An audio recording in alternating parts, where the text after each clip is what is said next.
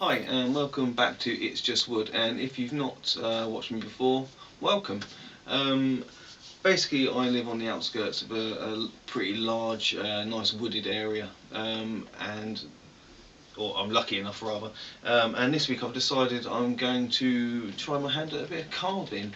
What I've done is I've gone out and I've got quite this quite large piece of branch here, and I've already cut off this section here, which is what I'm going to be turned into a spoon. I basically gone out and got one of these crook knives, or otherwise known as a spoon knife, as people call it. Proper name is actually a crook knife. This is actually a Swedish one. It's for left and right-handed use. So what I'm going to do is I'm going to strip down the bark off of this piece here, and hopefully, say hopefully, because I've never done it before, hopefully turn it into a spoon. So let's get carving. I've decided to use traditional sort of hand tools, what you'd use in the woodland area, as this is the sort of thing you would do if you was out camping. So for instance, I'm using a lock knife here for taking the bark off, which I've just sharpened, so it should be getting off quite nice.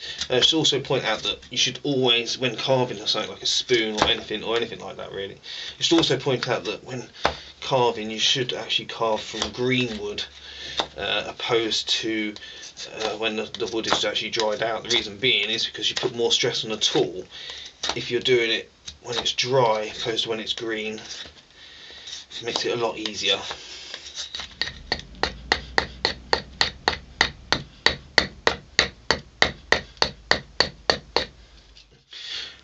Okay, now that we've started flattening out the end to gain the shape of the actual spoon, which is going to be here, I need to start marking out where the handle tapers in, and then start working on that.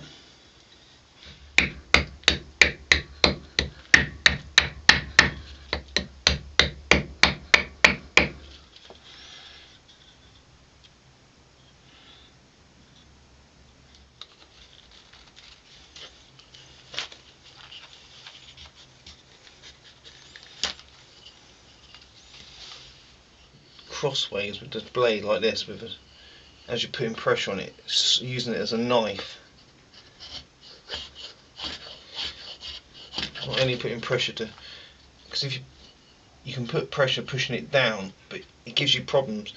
It resists at times, although it does do it. But if you slice it at the same time, you can actually get it pretty round as well, a bit like a spoke shave.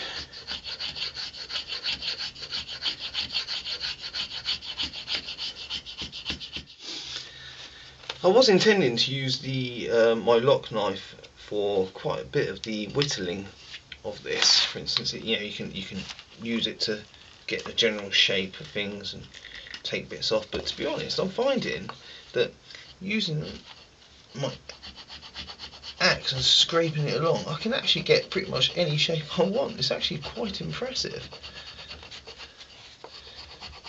This is a pretty handy axe as well.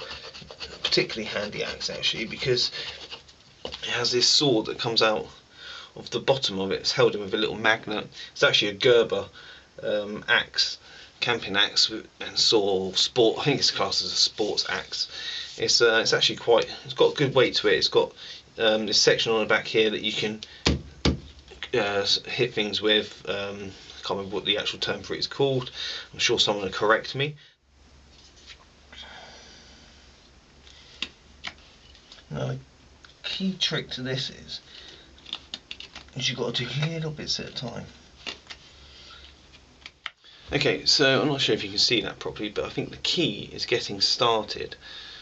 Obviously, when you're working it, I mean, when you've had it sat around for even a couple of hours, the branch has started to, or the wood has started to dry out. But now, once I've got past that first stage, even though it's still only little bits, it's carving a lot easier.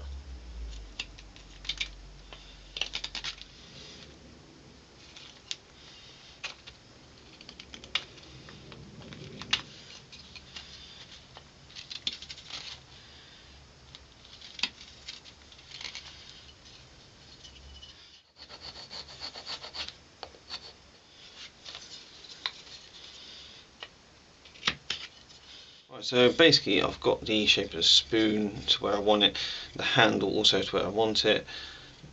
I've left quite a thick rim on around here. The reason why I've done that is in case I never need to dig some more out for any reason, carve some more out rather for any reason, just in case there's a little bit gets damaged or whatever. It's always nice to be able to play with it a bit more. Either that, I could just make another one, you know. So what I'm going to do now is, because I've got this nasty sharp burry bit on the end, I'm just going to whittle that into sort of a rounded edge, and then that'll be done. Just leave that to dry.